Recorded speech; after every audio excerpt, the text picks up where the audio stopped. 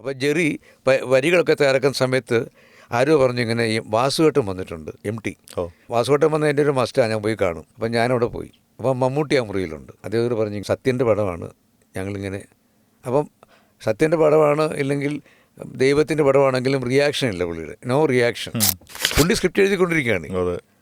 അപ്പോൾ അത് IB ശിശിര പടത്തിന്. അപ്പോൾ കുറച്ച് കഴിഞ്ഞ് മമ്മൂട്ടി അപ്പുറത്ത് നിൽക്കുന്നുണ്ട്. പുള്ളി അതെല്ലാം കഴിഞ്ഞ് മമ്മൂട്ടി അപ്പോൾ എന്തൊക്കെയോ മമ്മൂട്ടിയുടെ സ്വഭാവം ഉണ്ടല്ലോ, പുള്ളി എന്തൊക്കെയോ പറഞ്ഞ് ചിരിച്ച് പുള്ളി വേറൊരു വർക്കിന് വന്നാൽ പുള്ളി പോവുകയും ചെയ്തു. അപ്പോൾ ഞാൻ പതുക്കെ തിരിച്ചിറങ്ങാൻ തുടങ്ങുകയാണ്. വാസുവേട്ട പോട്ടെ, ജെറിയുടെ പാട്ടൊക്കെ നല്ലതാണ്.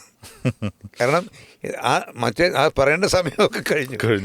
ജെറിയുടെ പാട്ടെന്ന് പറഞ്ഞാൽ ദേവരായ മാഷ് പറഞ്ഞ പോലെ പാട്ടിനെക്കുറിച്ച് നല്ല ബോധമുള്ള ആളാണ് സാക്ഷാൽ MT. ആ MT പോലും ജെറിയെ മാർക്ക് ചെയ്ത് വെച്ചിരിക്കാന്നർത്ഥം. ഞാനിങ്ങനെ പോകാൻ തുടങ്ങുമ്പോഴത്തേക്ക് സത്യൻ്റെ പടമാണല്ലേ, ഇത്രയും ഡയലോഗേ ഉള്ളൂ. പക്ഷേ അത് അനുഗ്രഹം പോലെ നമ്മൾ എടുത്തിട്ടാണ് പോകുന്നത്.